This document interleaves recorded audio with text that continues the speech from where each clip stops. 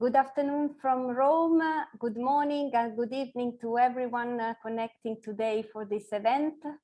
The fourth event we have for this gLOCAL week.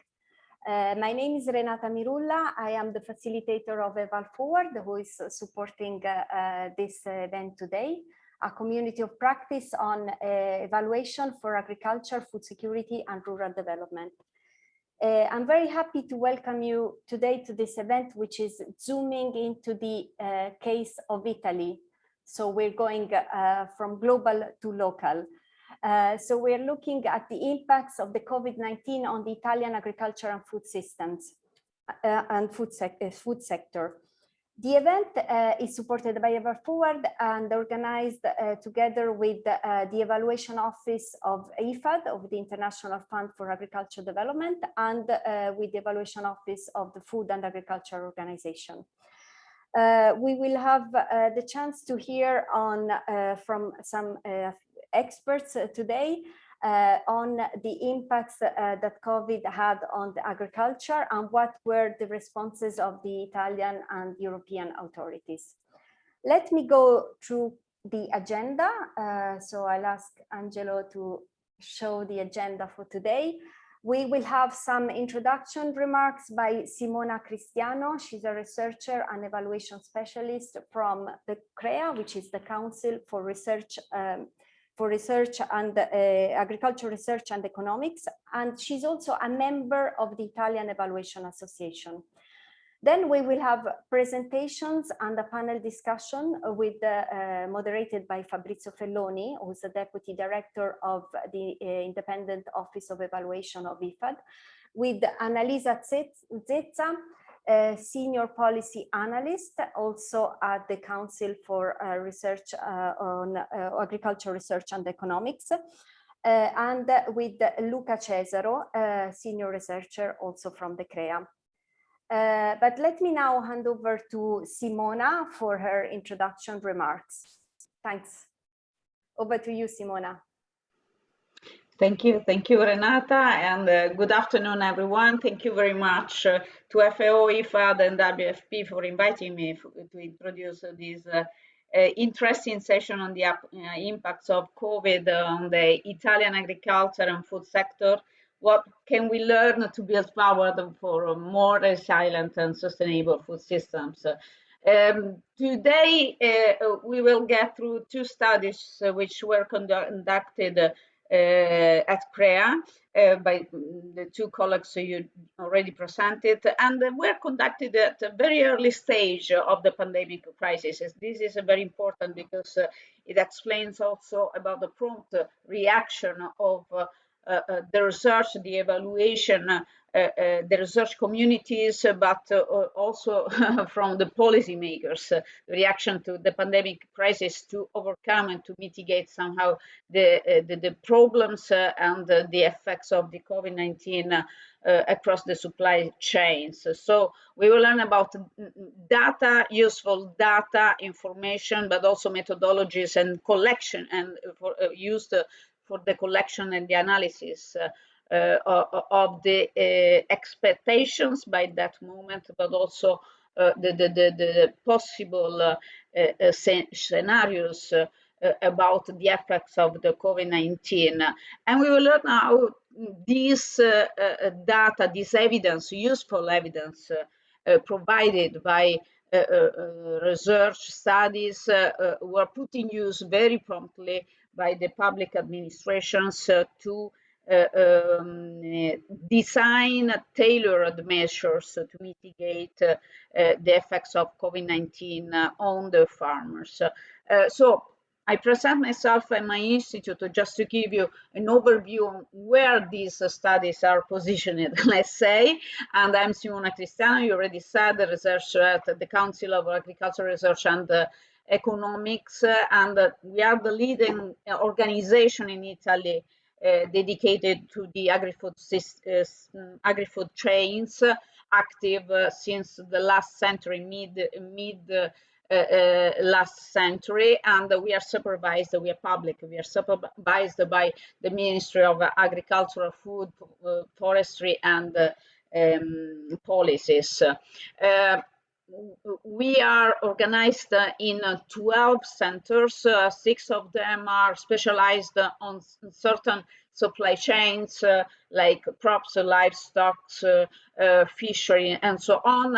The other 6 centers are specialized on more transversal topics, aspects of farming systems like knowledge transfer, information technologies, and my institute, which I belong together with Annalisa and Luca. My institute is a research center for agricultural policies and bioeconomy. What we do, we conduct analysis of economic and social dynamics related to the agri-food. We conduct analysis on the functioning of the supply chains, and we support public administrations in designing, implementing, and evaluating public policies and programs, especially the programs financed by the European Commission under the CAP, Common Agricultural Policy, because we are also member of the National Rural Development Network, which is a technical assistance program financed by the European Commission, under which we provide support to the managing authorities, but also we provide networking within the territorial knowledge systems with farmers. So we are strictly connected with farmers, advisors at the territorial level. This give you also, I mean, the shape of the situation in which we were when we conducted these studies, and the importance of having our knowledge infrastructure so wide, capillary in the territories. So going to the 2 studies, I already said that they were conducted at a very early stage of the pandemic, and they will possibly have some continuity. My colleagues will say some words about this. They've been based on existing and already put in use a practice of research and data, I must say, which was at the disposal of CREA, but also because we could conduct a new collection of data by that time. So going to present Annalisa Zezza, which is the first presenter. Her study is based on an economic model applied for the analysis of the scenario. This was targeted mainly to understand the market implication of the pandemic at country and at sector level, even at the value chain level. You will see the analysis she conducted together with her group, working group, I mean team, and it was applied to explore the potential also of the economic consequences for agriculture of alternative midterm recovery pathways. One thing which one lessons learned from this study, I believe, is the importance of relying on baseline data, which were put in use by this modeling, and which were used to run the models, but also to rely on this type of data at country and sector level. The other study, which will be presented by Luca Cesaro, is a study which was based on the collection of microdata at farm level since April 2020, and this was aimed to understand which were the expectations of the farmers about the effects of COVID-19, but also which were the actual problems, challenges that they were facing because of the COVID-19 by that time. And why? Because we have to react, I mean, we have to provide evidence to feed policymakers, to feed policy making, and to help policy makers designing tailored measures, which were then applied only in July 2020. So it was just 4 months after the starting of the COVID-19. These measures was built, setting up and applied to recovery, to help farmers from recovering from the COVID-19. So I will introduce now. So give the floor to Annalisa Zezza from CREA to present her study. Please, Annalisa, go ahead. Hello, and thank you for the invitation from the organizer, and thank you both to Renata and Simona for the presentation, for the introduction. I must say that the study that I am presenting now was started on March as soon as the pandemic began, and then we have updated now in the most recent months, starting at the beginning of this year, because comparing to March, the impact of the pandemic on the economic system in terms of reduction of the GDP was much higher than what was predicted at the beginning. For Italy, in March, we considered, as others did, a decrease in GDP in around 4%. At the end of the year, the decrease in GDP was more than 8%. So we had to rerun the model, and the same situation was common to the to Europe and also to countries outside Europe. The second thing that I have to say that the model that we use belongs to a consortium of which we are part, that is led by Wageningen Research and by the von Thunen Institute. Many European countries participate in this consortium, and also the GRC of Sevilla, that is a research institute of the European Commission. And so I will present an update of the initial study that we did. The initial study is published on our website, while the results that I'm presenting today are not published yet. So, well, just a few words on a very well-known situation on COVID, with which all the global economies are coping. And the strategies that have been put in place worldwide are very similar. We had restrictive measures, lockdown, that changed our consumption habits, as restaurants, catering canteens were closed, people started to eat at home, and so we had very important changes in consumption patterns. And all EU member states, as we are talking about the EU in my presentation and Italy, put in place several measures in order to maintain the ability of farms to continue production and assure their financial viability. But there were some restrictions in the movement of workers that in some way also affected agriculture. Some initiatives were aimed at providing social safety nets with social support, because some people lost their jobs, and also to provide some financial liquidity in agriculture. So many studies since March 2020 have been done, and by international organizations like the World Bank, the International Monetary Fund, the OECD, in order to estimate the impact of COVID on the economy.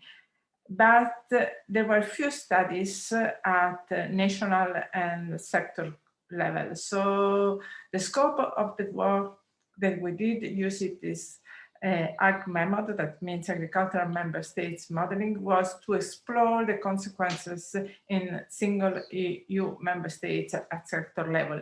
And in this presentation, we will focus on the results on Italy. So what is AG method? AG method is a dynamic, partial, multi-country, multi-market, as it considers several sectors, equilibrium system that represents main agricultural sectors in all EU member states. But maybe because it was started by some northern countries, it doesn't cover all the sectors, and we are working to extend the model to what we call Mediterranean sectors, like the tomatoes or wine, that are not included at the moment. So the model incorporates some behavioral responses of economic agents to changes in agricultural price and in policy instruments. And here is shown what is the logic of the model. We have on the left side some key drivers that are exogenous with respect to the models. So the GDP shock, world market prices, oil prices, other measures like the lockdown measures. And then we put in the model, in the equation, that are about consumption, production, import, and exports. We use these external drivers, and we estimate our results in terms of these variables that I just mentioned: import, export, production, and consumption prices at the sector level for EU member states. What we did in this last simulation is to have three scenarios: the baseline, an optimistic scenario, so I will show then the hypothesis, an optimistic scenario, so with a fast recovery, and a pessimistic scenario with a longer term recovery. The baseline scenarios was consistent with the economic developments for the period 2020-2022 of the World Bank for the Euro area. So we used the GDP assumption made by the World Bank. Then the Euro area was disaggregated into single member states. And we made the assumption that after the year 2023, the economy would grow at the same speed that was predicted before the COVID outbreak, so that we will go back to the same GDP rate of growth in 2023. So here you can see that at the European level, we had in 2020 a decrease of GDP of 6.85 points, and then we assumed a plus 3.76 in 2021, 3.9 in 2022, and then we go back to the old level that were assumed in the pre-COVID. In here you can see on the first line what were the perspectives before the COVID pandemic started. So we should have had in 2020 an increase in GDP of 2.35. In the optimistic scenario, we expect an increase of GDP of 7.8 in 2021, and the pessimistic, we expect a lower growth of the GDP. We use this as a sensitive analysis, but I will show in the results, we will compare our baseline, so the baseline scenario, with what we had in the pre-COVID. So our idea is to understand when we will go back to usual, back to what was expected, and we will get rid of the consequences of the COVID. So this that we see in the table is an average for the European Union. In Italy, as you can see in the graph, we had a worst situation with a decrease of GDP that was over 8%. Then we used world hypothesis of world market prices and oil prices that came from other international study.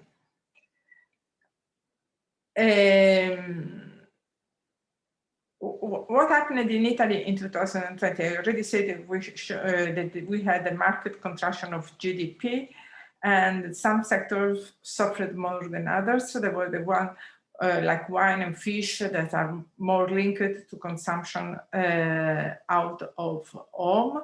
But at the end, we registered an improvement in the agri-food trade balance with a surplus in the trade balances. We had good results in the exports of pasta, rice, olive oil, tomato preserves, and while we have a declining imports of cereals, fish, baked goods. So it's like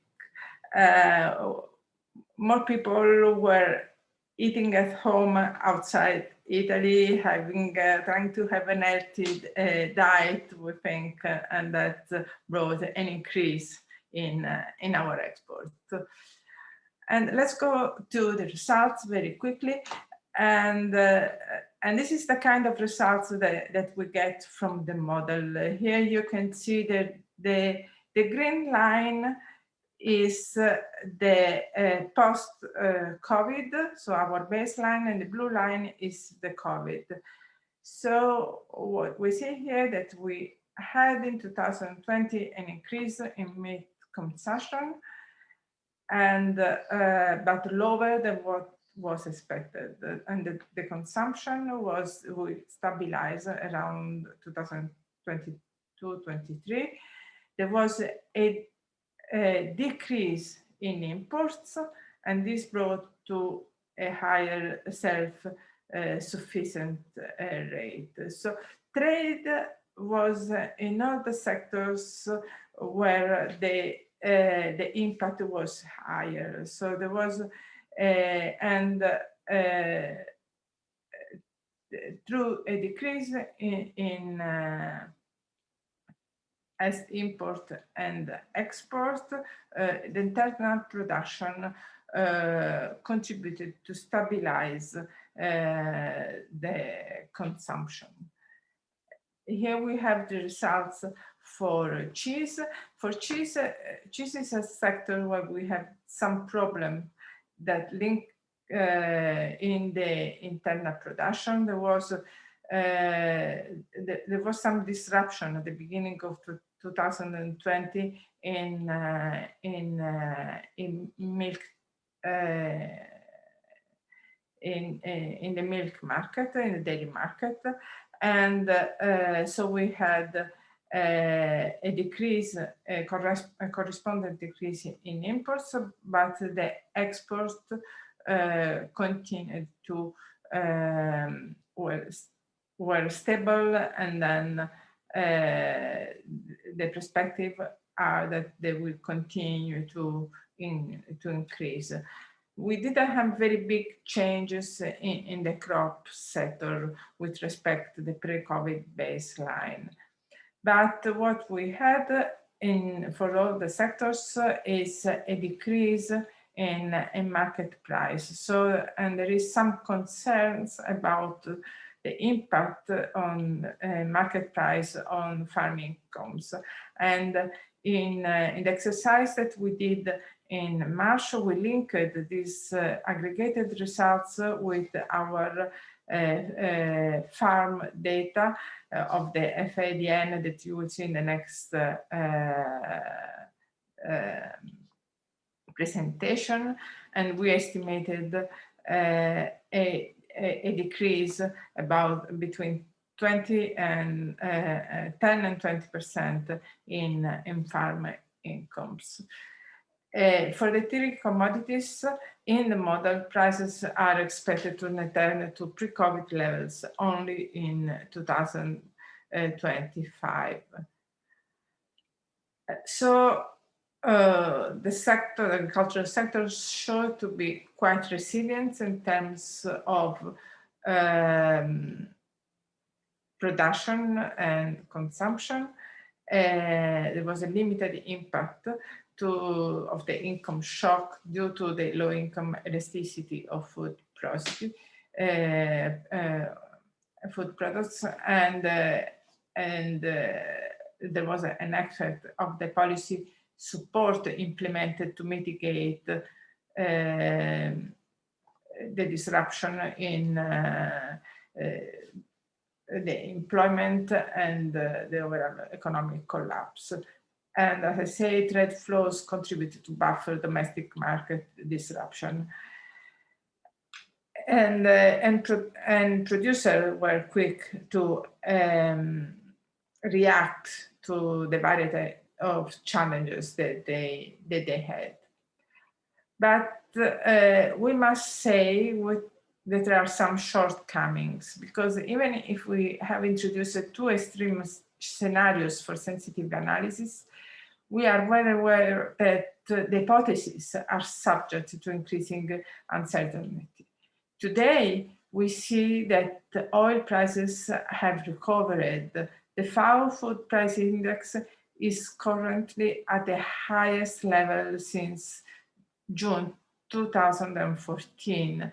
And so there might be an inflationary pressure on the global economy. This is because some countries have changed their policies after the COVID, and as the COVID has shown how some risks that were not taken into consideration before, many countries, many important countries in the world scenarios as China have changed their attitude towards self-sufficient and are limiting their export. And this is having an effect on food prices that we and nobody, because our model is linked, as you have seen, to the projection of the World Bank, of the OECD, of FAO on the macroeconomic scenarios.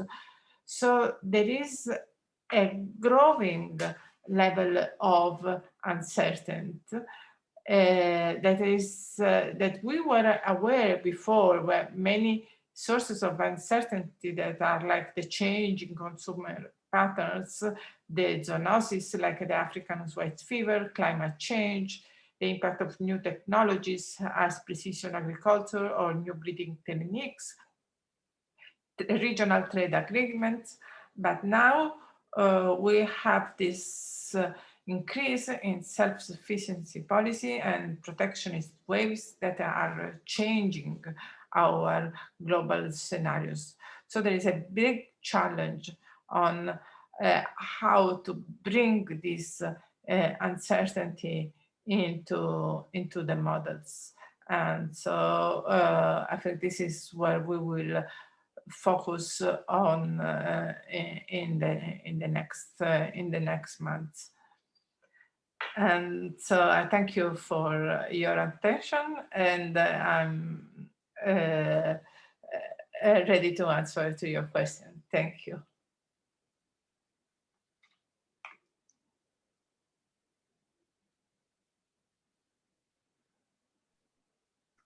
I think we'll take questions after. Thank you, Annalisa, for your presentation. And now I'll hand over to Luca Cesaro. Thank you, Luca. Sorry. Thank you very much. I have shared the screen. Can you see the screen? Okay, thank you very much.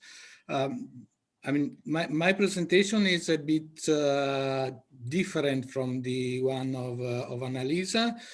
There's no model behind. It's a very simple work we have done immediately after the start of the pandemic situation. First of all, I want to say that is a work done by 6 colleagues, me, Antonio Giampaolo, Francesca Giarè, Roberta Sardone, Alfonso Scardera, and Laura Vigano. What we have done,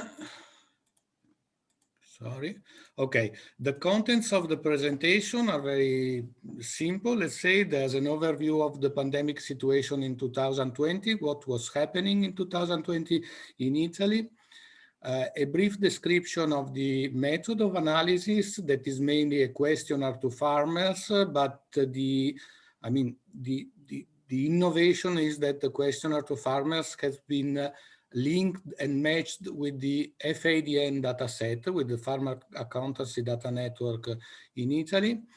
A brief description of the results and some conclusions and policy implication.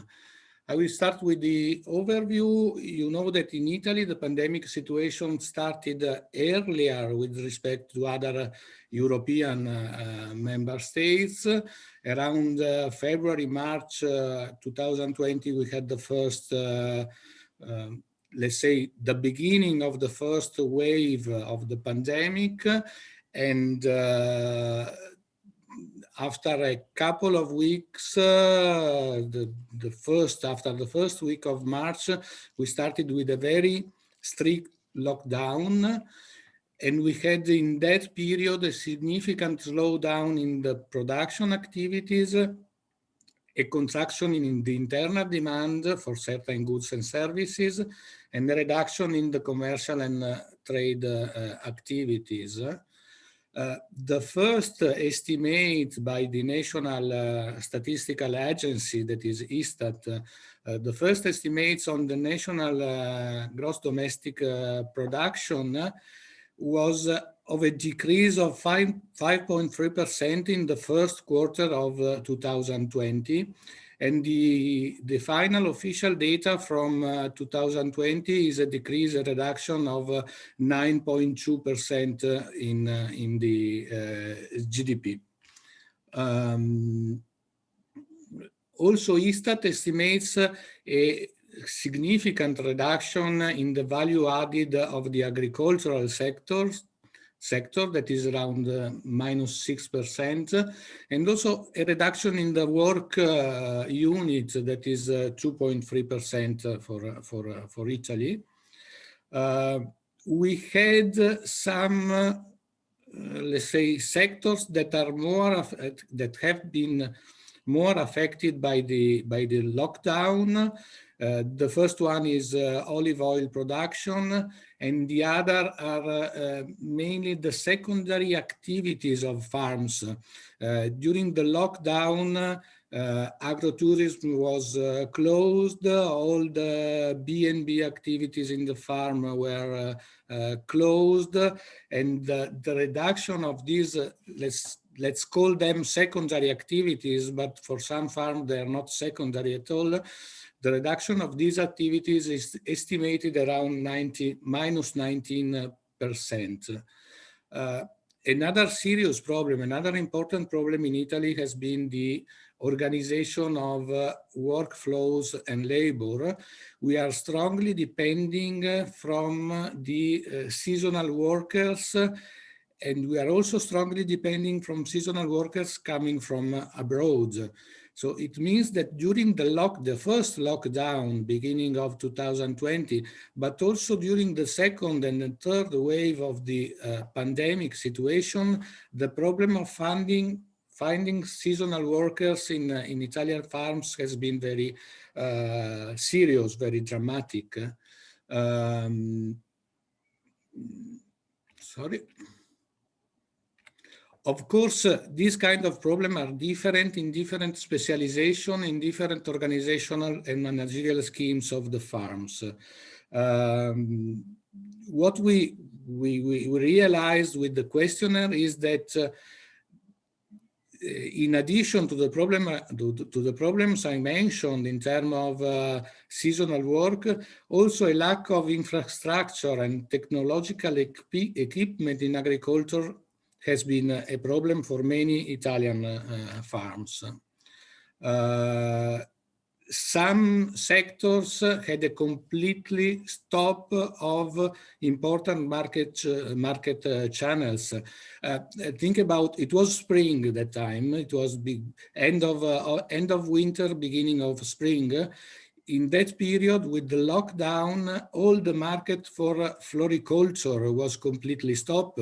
People goes to buy plants and flowers at the beginning of springs, and that was impossible because of the restriction of the lockdown. The same was for the wine sector.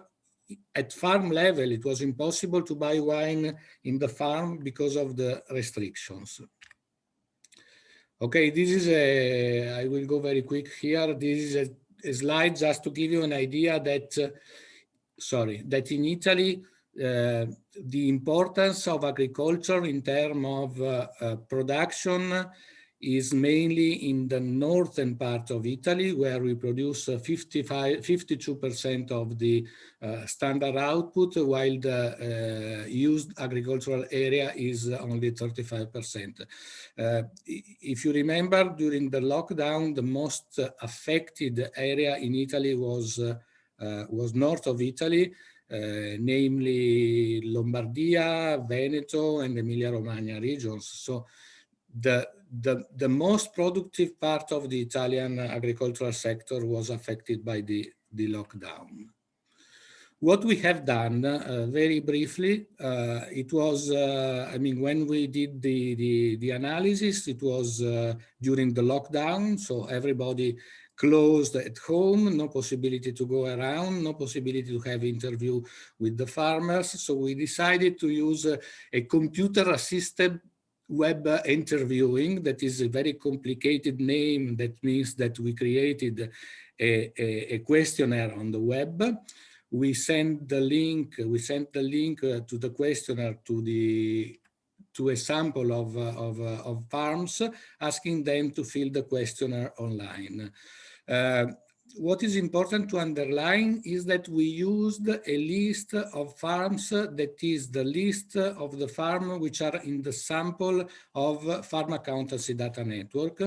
Our research center is managing since 50 years ago the Farm Accountancy Data Network in Italy. We have a sample of 11,000 farms in the Farm Accountancy Data Network, and every year we collect information on the economic performance and financial situation of farms. We collect more than 2,500 information per farm. So we have a set of information that is really wide.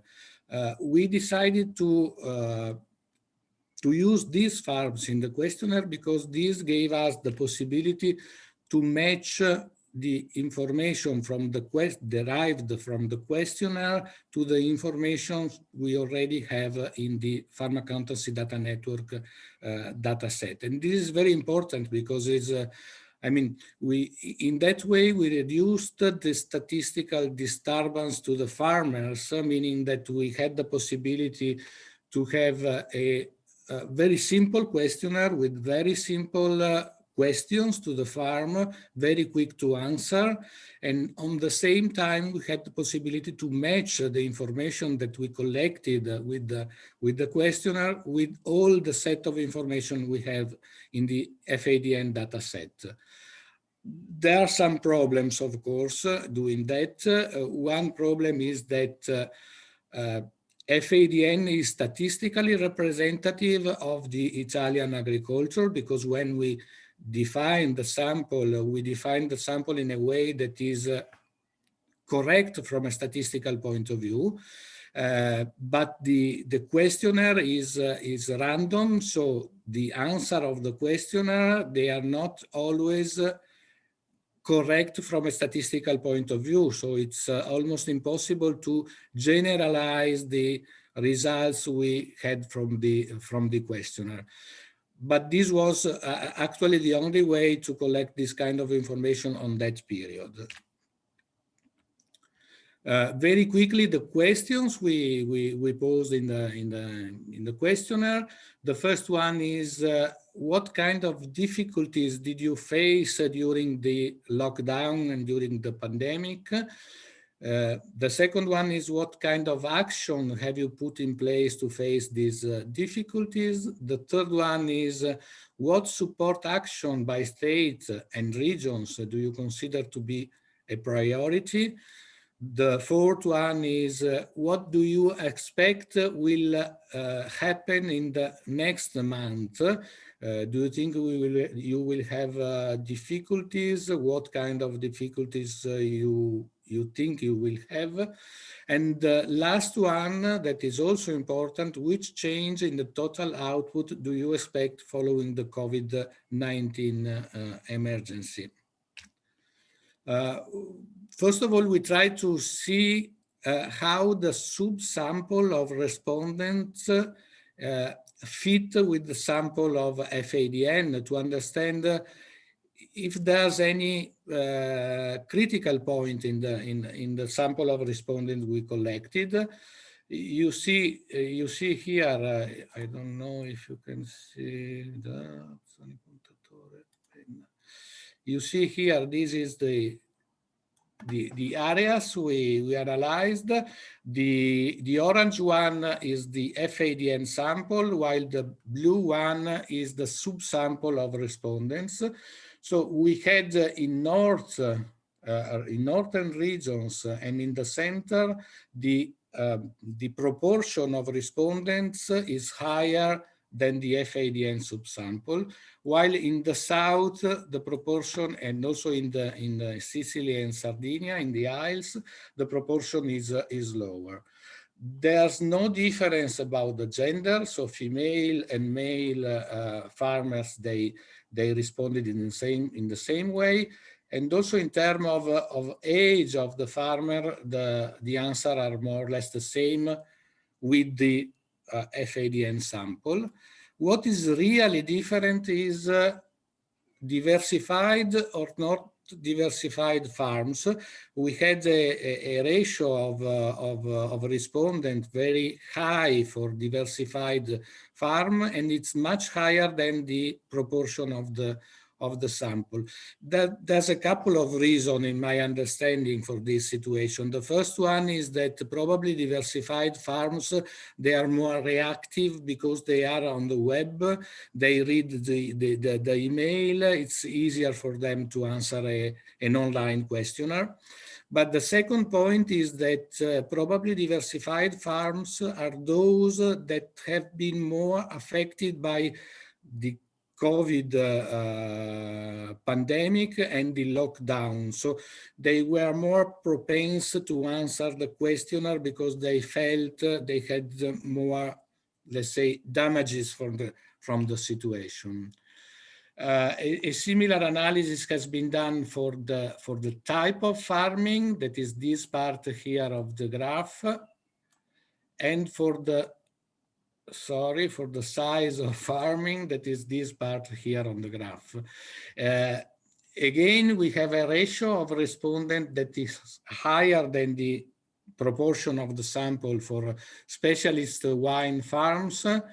for horticulture and for crop and field crops. Okay, coming to the results, the first graph I want to show you is that is about the question on the variation of the total farm production. Every type of farm declared it's a sentiment, of course, because it was at the beginning of the COVID, so it's not a real data, a real figure, but it's a sentiment of reduction of total output. But the main reduction we have in specialist olive farms, in horticulture. Sorry, it's terrible. Okay, sorry about that. In horticulture and in wine production farms. This is again the same graph subdivided by small, medium, and large, but I'm going quick on that. The second thing I want to show you that I feel is very interesting is the answer about the difficulties faced during the lockdown. There are some answers that are, let's say, we expected some of these answers. Some other, they are not so expected. The first one is the possibility to repair equipment, machinery, and building. Seems that this problem of repairing machinery, building, and equipment has been one of the most serious problems during the lockdown. The second very important problem declared by the farmers is the possibility to have inadequate liquidity for the management of the farm, and of course the access to consultancy and technical services. During the lockdown, it was very difficult to move, and probably this problem of the technical assistance was relevant. The second one is the difficulties expected by the farmers in the month following the lockdown. And here again, the answer are, let's say, similar to those during the lockdown. The first one is liquidity again. The second one is non-postponable investments. That is a problem that is linked with the liquidity, because if you don't have liquidity, you obviously can have problem in terms of having money for investments. And the other two that are important are seasonal workers again, and the sales through short chains. It was, I mean, it's very difficult to sell products in the farms. A couple of things about the policy implications. After the first lockdown, the Italian government provide a measure, the measure 21 of the rural development programs. Activated, this measure has been activated in 17 regions out of 21, and a share of the financial budget of rural development programs of 2% has been dedicated to this measure. The decision taken by the government was to address this money mainly to agrotourism, educational farms, and social farmings. This is in some way in line with what we described in the analysis, because those farms, agrotourism, educational, and social farming, are the most, in our view, are the most affected by the pandemic and by the lockdown, the initial lockdown we had in Italy.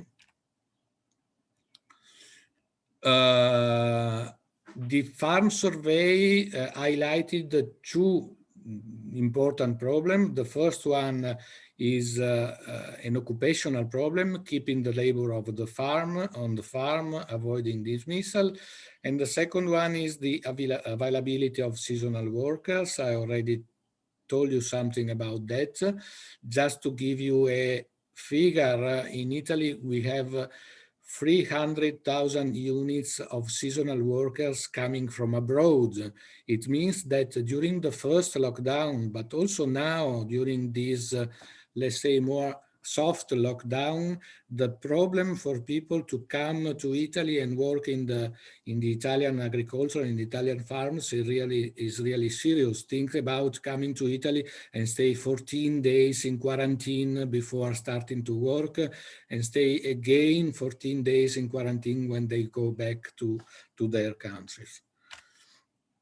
To facilitate the farms, the enterprise, the government introduced an exemption from the social security payment and welfare contribution for workers, and also authorized the agricultural professional organization to set up a database to recruit people to be hired for temporary works on the farms. Couple of conclusions very quickly. Of course, this is an initial work, has been done in the very beginning of the pandemic. Our idea, our intention is to prepare now another questionnaire to check what has been really the effect of the pandemic on the farms. We will probably do in the next 1 or 2 months, I hope so.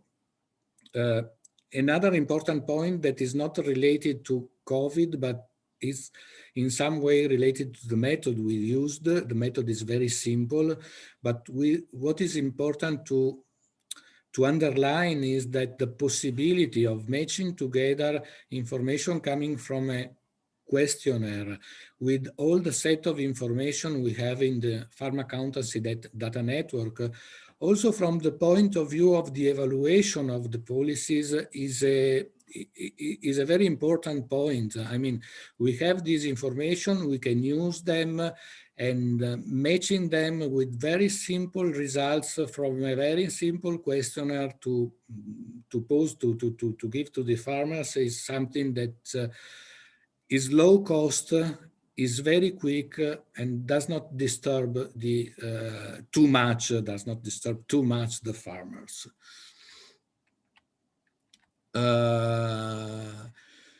Okay, last point I want to underline is that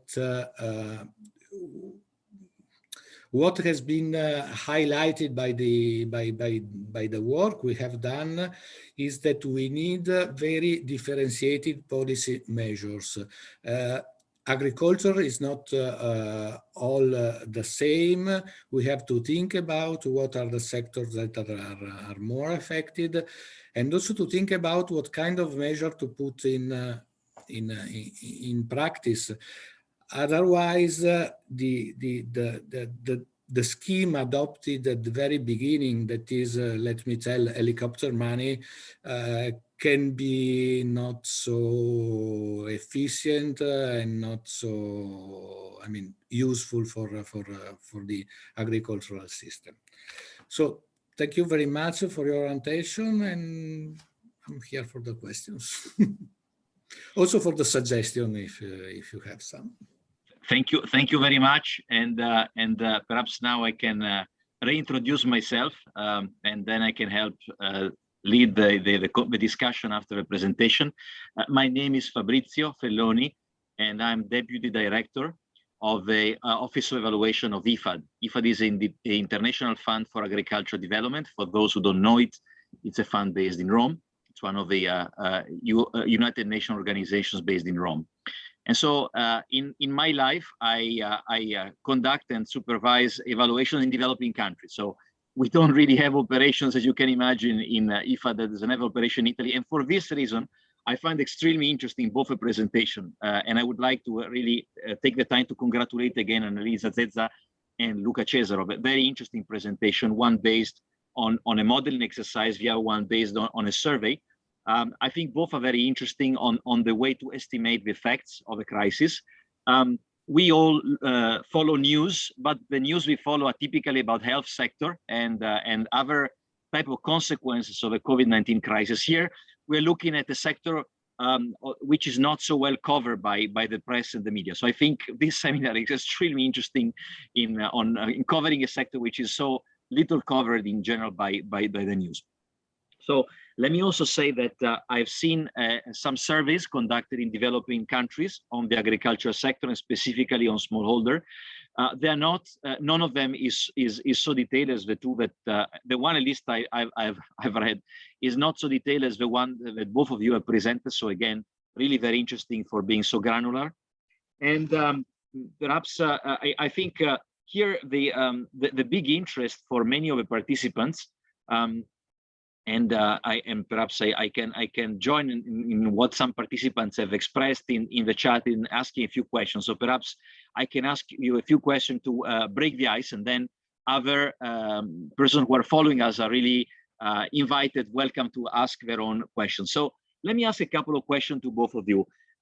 One of them has to do, of course, with the importance of this data for in a way, driving policy measures. And in part, Luca Cesaro has explained what has been done, but perhaps he can give also us a bit more detail. So again, to both of you in sequence, Annalisa and Luca, would you like to tell us a little bit what has been, in your view, some examples of how your study has been used to drive policy decisions in Italy, for example, and also a little bit about the time matching. So has the data and evidence been available at the right time for supporting policy decisions?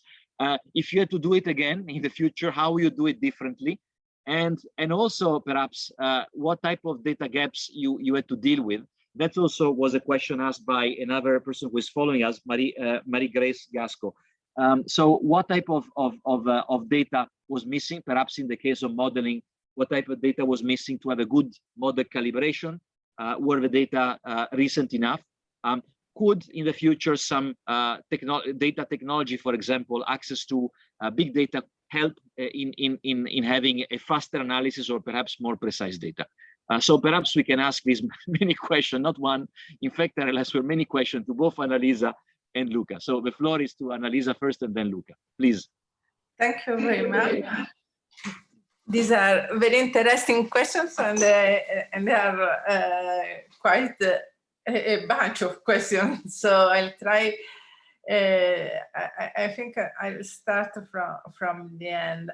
Well, the data that we use in the model, the data that are about agriculture they come from the national statistics, and we were lucky enough that they were updated at the end of the year. We had provisional data about the 2020. But then, as I said, we use, and these are at country level, but then we use many data about economic scenarios that are very important because from them it depends if the model holds and you can use then for policies what are the outcome of the models. And then there we need to integrate with other institutions. So the collaboration and the cooperation that goes beyond when the study is published, but it's while you are doing the studies is very important. So for us, it's very important to link with FAO. We use for some sector the AgLink Cosimo estimates the FAO does, and with the World Bank. But I also must say that the scene is changing. we can see that, for example, Goldman Sachs, that is a bank, international bank, has done estimation on the impact and on world prices that now seem much more realistic. They have predicted that at the beginning of this year, this very the surge in international prices that haven't been predicted by other institutions. So maybe we need to go beyond what is our traditional arena where we do discussion with international organization and public institution, and consider a more wide arena where also some private corporation that do this for business, because it's their business, like bank, that they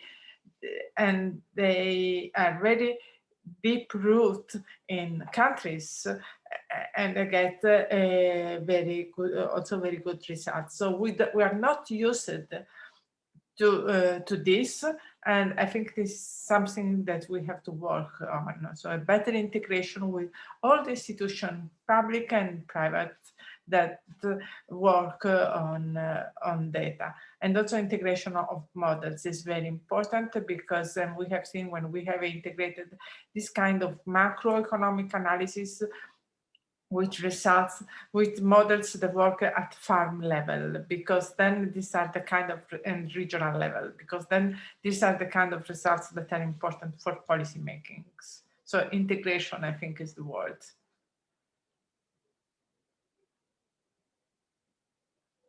Excellent, thank you very much. So perhaps we can ask Luca Cesaro to provide his views.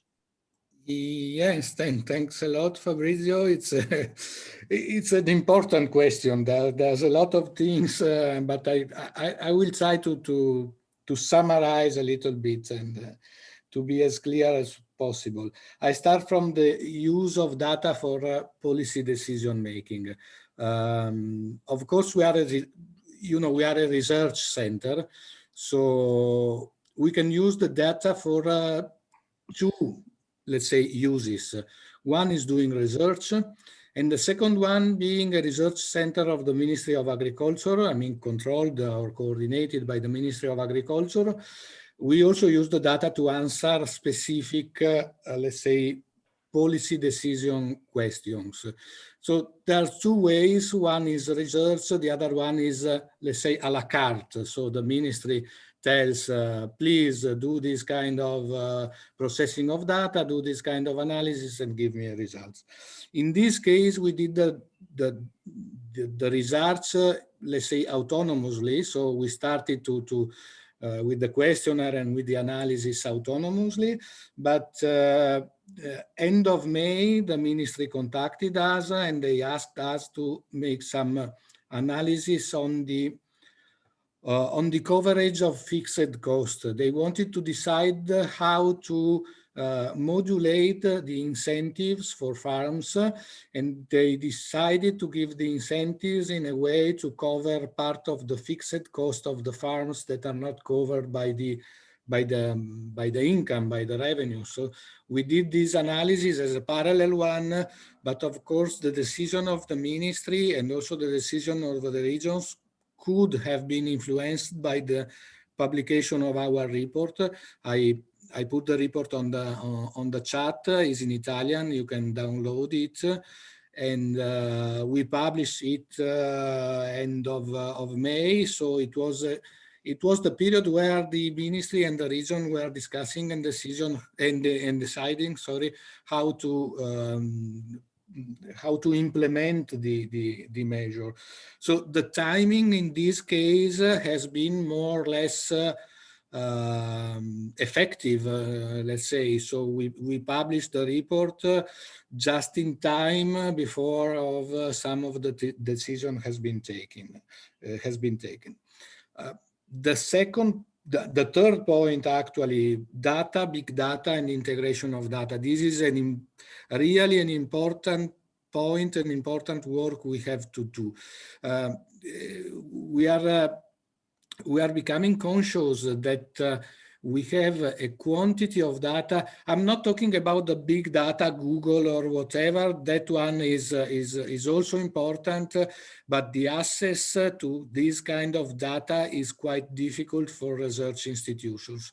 I'm talking about the integration between statistical data, data from the surveys like the Pharma Accountancy Data Network, administrative data, fiscal data, and all these kind of things. We had a discussion with in two workshops with the EU Commission, in one workshop, sorry, with the EU Commission last month, and some of the colleagues from Netherlands and from other countries, they said, when we collect Pharma Accountancy Data Network, we are doing a very small work in the field.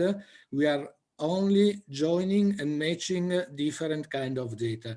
So what we are trying to do now, we in Italy, but many European countries and all around the world, I think the strategy is the same, finding the way of matching and connecting different sources of data to spare money, of course, because when you collect data that are already available, it's a waste of resources, of money, of human resources, but also to reduce the disturbance to the farmers, to have a better quality of the data, because this also implies having a better quality of the data, and also in some cases a certification of the data, because the data coming from an administrative data set, they are in some way certificated, and we can trust on the quality of those kind of data.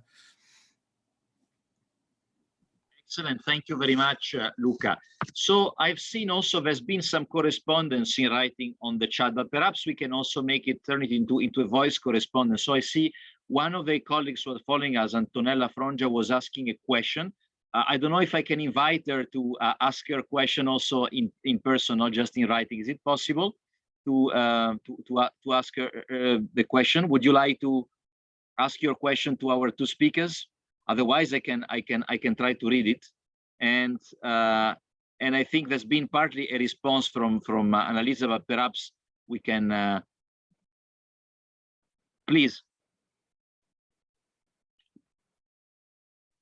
Sorry, I cannot speak. Good evening to everyone. I'm in an open space and I cannot speak so long. So, okay. I asked if is it possible to predict how these phenomena could determine an effect in food policies and urban food policies. So if there are some items which can predict the effect of these measures, these new politics, new city region food system politics in the life of farmers and in the rural world in general. We spoke about, okay. Thank you. Perhaps the question was more, I guess, to Annalisa as a first spot. So perhaps, would you like Annalisa to? Yes, perhaps the first presentation. Thank you.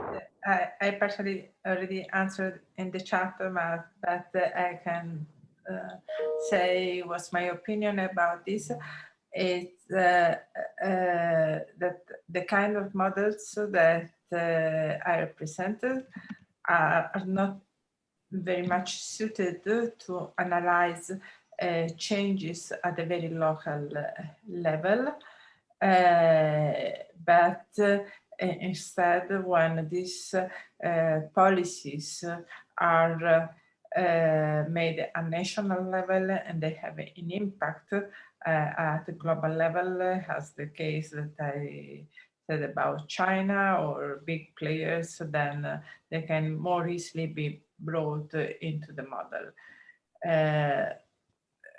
When the model is then aggregated, so what can be done at local level, as we did to analyze the impact on farm incomes. Then we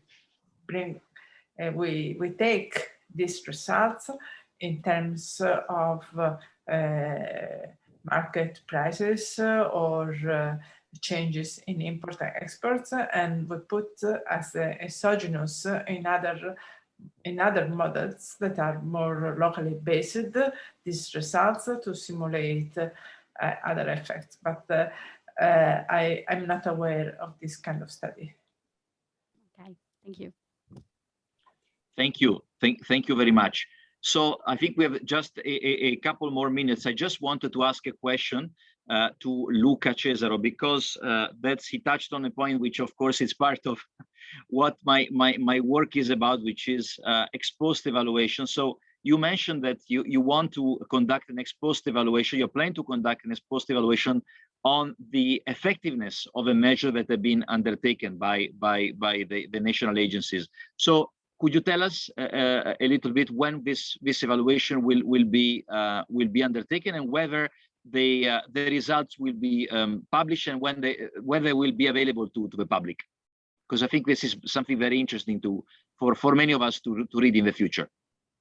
We are still thinking about it. The initial idea was to have an ex post evaluation, meaning to have a questionnaire asking to farmers what has been the real effect of the pandemic in terms of reduction of production and revenue, and how the policy measures affected the situation on the farm.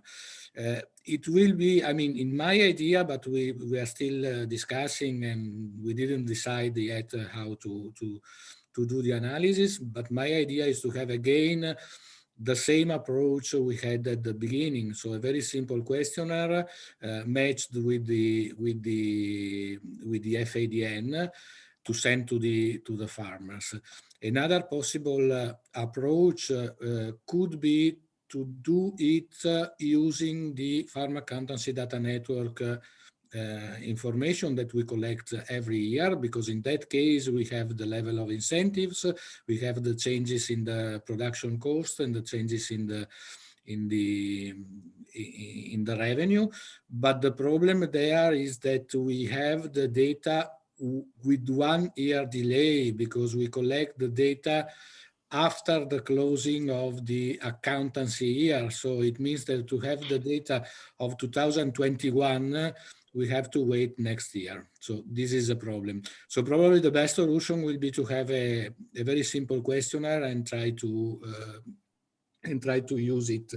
Another thing we are working on, but it's still a prototype, is a tentative to develop a model to update the data we have with Farm Accountancy Data Network on the basis of statistical data. The problem we have is that we publish the data with some delay. It's not our fault, of course. It's all the situation of collecting this kind of data is, I mean, it's normal to have a delay because we have to collect economic data at the end of the year. What we are trying to do is to apply statistical data in terms of changes in the cost of production, changes in the yield, and changes in the price of the products, and have an estimate of economic results of farm year by year. So it means that in 2021 we can make an estimate of the performance of farms in 2021. We are working on that together with some colleagues. Some European countries, they already do it. Also at the level of the European Commission, they do some estimate on the same, I mean, with the same methodology. Of course, it's a proxy. They are very, I mean, they are not so sound data, of course, but it's a way of having some information on time to take political decision and to help decision makers to define or design the agricultural policies. Thank you very much, and thank you again to you, Luca Cesaro, and to Annalisa Zezza for their presentations. I think we have reached the end of the seminar. Before concluding, and thanks again the participant, I want to check with Simona Cristiano and Renata Mirula whether they have any other points. Both of them have been instrumental in organizing this this seminar. So perhaps let's check with you, Simona and Renata, if you have any further last second points to be shared with the participants. Simona? From my side, nothing to say much more. Thank you very much indeed for everything. Thanks. And Renata? No, nothing from my side either. Just thank all the participants for staying with us. It's been a busy week. It was the gLOCAL evaluation week, many events going on. A week dedicated to raising the awareness on the importance of evidence for decision making. And I think today it was very interesting to see exactly in the agriculture sector in Italy how evidence is being used.